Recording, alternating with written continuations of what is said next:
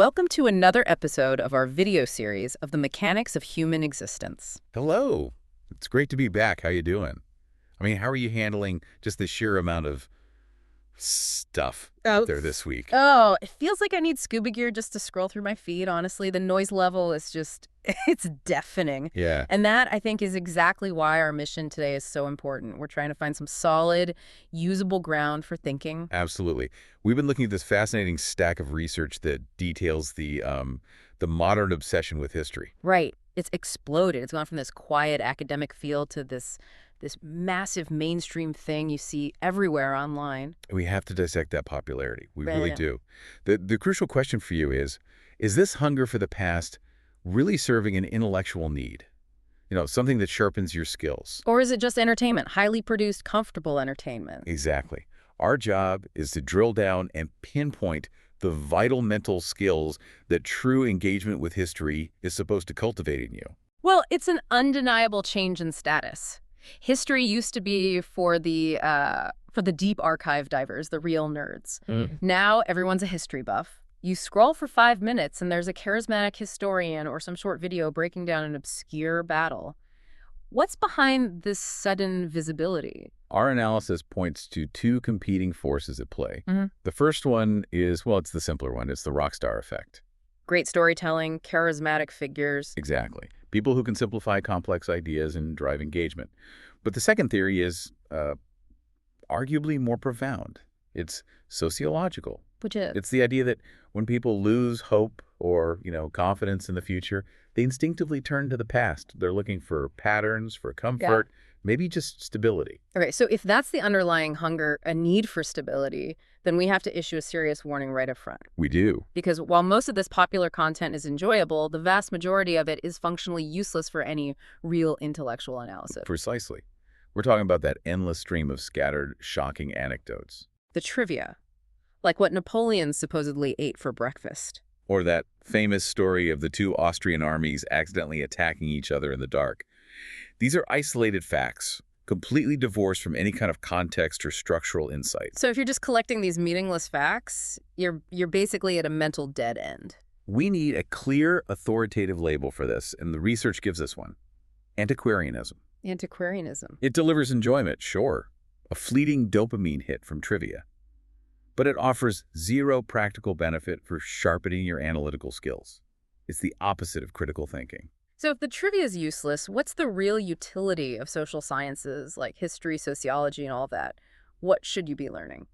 The utility is in teaching you two critical mental skills. And these are skills which are, frankly, becoming more and more fragile in this age of instant info and shallow scrolling. Okay, what's the first one? The first, which we term Muhakeme, or you can just call it reasoning and argumentation, is foundational. It's the ability to break down how an argument is actually built. So you learn to spot its openings. Identify its weaknesses, find its sensitive points, and then, crucially, you learn how to build your own robust case in response. It's like mental architecture. And the second skill? The second, and this is the key component history offers, is Mukayese, or comparison. Comparison. It means placing a subject not in a vacuum, but against its appropriate contemporary or structural equivalent. That's how you get genuine perspective. And without that tool of comparison, we just collapse into what's called presentism, right? Absolutely. Yeah. The tendency to judge past events or historical figures using only today's moral standards. You look back and just say, those people were awful. How could they think that? Comparison is the corrective lens for that. It forces you to ask, what were the real constraints they were operating under? What were the limits of their knowledge? So history is like a laboratory. It's the only laboratory we have that shows us, at the same time, what's non-negotiable about human nature, our sociality, our competition, and what is highly negotiable. The stuff that's socially constructed. Yes. And that second category, the negotiated constructs, that's where things get really interesting. We assume concepts are permanent, but they're not. The state, race, even certain religious forms. They're all recent inventions in the grand scheme of things. To see Mukayese in action, look at the developmental gaps we found in the research. You have to set the context. For example, you contrast Turkey in 1923, Okay. a country still fighting with cannons, with just a staggeringly low 12,241 high school students in the entire nation. Yeah. You have to put that against what was happening elsewhere at that exact moment. Right. So you compare that struggling, nascent state with, say, contemporary America, which was approaching the dawn of sound film. Or France, which already had 50,000 students enrolled in its universities. And the perspective just shifts completely. It stops being a story about national failure or isolated success and becomes a story about structural constraint, about prioritizing survival. It contextualizes everything. And it's not just about development. It's about fundamental human concepts. The research shows how shifting concepts change our reality. We talk about delirium or childhood, like they're facts of life. But those concepts, as we understand them today, just didn't exist in the same way in the 14th century. It's a reminder that language and culture really do constrain our thoughts. Take the modern, aggressive, capitalist drive for self-improvement. The sources confirm that neither Latin nor Ottoman even had a clean term for this. Because the underlying idea just wasn't there. The psychological expectation that you must constantly maximize your personal economic utility? It didn't exist, which is proof that our most deeply held assumptions change over time. Today, we often treat the prevailing economic doctrine, neoliberalism, almost like a religion. A modern religion, yeah. It dictates that core belief that laziness is evil and that your self-worth is tied to your productive output. And this belief feels so natural to us. But historical comparison, Mukayese, shows you that this assumption was far from universal even just 700 years ago. And knowing it's a negotiable construct, not a permanent truth, that gives you intellectual leverage over your own environment. Exactly. Okay, so we've established deep historical comparison is essential, but how do you keep the mental machinery sharp enough to even do this kind of analysis? You need deliberate intellectual exercise.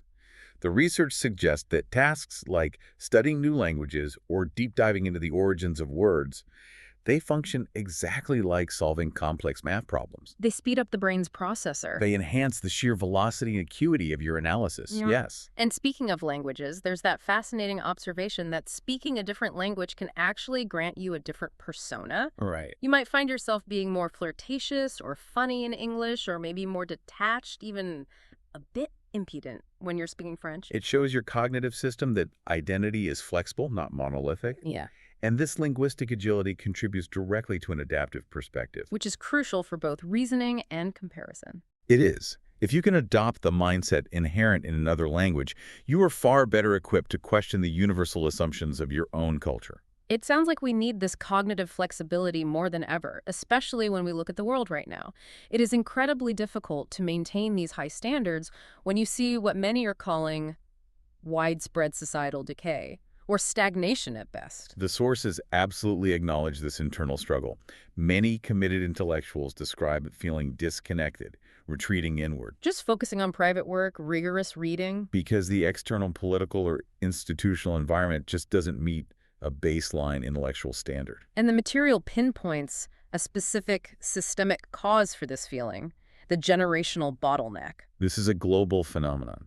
A specific cohort, those born roughly between 1940 and 1950, who benefited hugely from being slightly less educated than their predecessors, but arriving at the absolute peak of the post-'80s neoliberal booms. They rode this massive wave of financial expansion and privilege. And now they are systematically refusing to retire or vacate positions of power across almost every single industry. It prevents what the research calls the necessary shell exchange, the natural, crucial process of infusing institutions with new talent, new energy. New ideas. And it's not a local problem, it's international. Look at the advanced age of major world leaders. It shows a widespread global challenge to dynamism. So you have generations of highly educated, capable younger people just stuck waiting in the wings. But here's where the hope is. The analysis contrasts this frustrating stagnation with the younger generation. They're described as dynamic, intelligent, and incredibly resourceful. Especially with new technologies. Exactly. They represent the intellectual capital that's needed to eventually solve these massive systemic problems, issues that, historically take 30 or 40 years of turnover to truly untangle. This stagnation also makes the whole crisis of the post-truth era even worse. It does. And that started, ironically, with hyperrelativism in academia. This inability to make any definitive theoretical statement, the constant crippling caution of, oh, you can't say that. And the vacuum created by that cautious relativism it was filled by the anti-truth movement. Swiftly. If the trained experts are afraid to define reality, then reality becomes so relative that you can just state the opposite of a fact and demand it be given equal weight. And the core danger for you, the listener, in all of this is what we have to call secondhand knowledge. Absolutely critical. If you only know a little bit about a complex topic, or you rely only on summaries, you are acutely and hopelessly vulnerable to scams, to false narratives, to misinformation. So you have to be critical of new tools like AI. Highly critical. It's an instrument, yes, but the data is clear. It generates probabilistic text that is frequently incorrect, especially with nuanced historical or sociological topics. Relying on it for the answer is just practicing being intellectually lazy. Okay, so let's give people a clear, actionable methodology. What can you actually do to leverage technology without becoming a victim of it? You must prioritize first sources. This is the critical method, built on bypassing the summary writers entirely.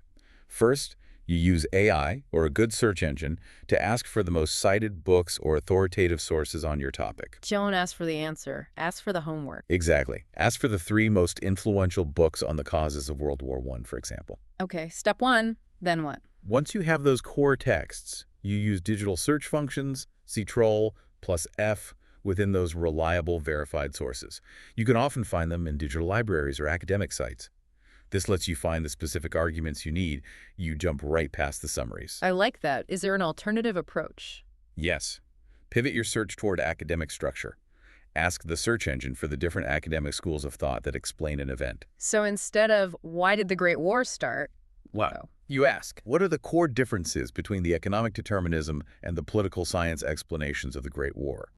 That immediately forces you to engage with competing, nuanced arguments rather than one simple and likely wrong narrative. It ensures that you are always working with verified, detailed first sources, and it prevents you from being intellectually disabled by easy, false summaries. So to summarize the main point for you, the true value of engaging with history is not memorizing scattered facts. That is just antiquarianism. Its value is purely instrumental, rigorously strengthening your Muhakeme and your comparison, your Mukayese muscles. That's how you gain the perspective you need to navigate a complex world. And to leave you with a provocative thought that connects this deep, structured thinking to real-world capability, the research suggests that people who excel at managing complex strategy video games, titles like Civilization or Paradox Grand Strategy games, they possess demonstrably transferable skills that could, in theory, lead them to run a major corporation. It's a powerful illustration, isn't it? Deep, structured, interconnected thinking, even when you develop it in a non-traditional field. That is the true engine of success. You're training those critical muscles every single time you seek out first sources and demand context. Start today. A pleasure as always. Thank you for joining us. We look forward to our next discussion.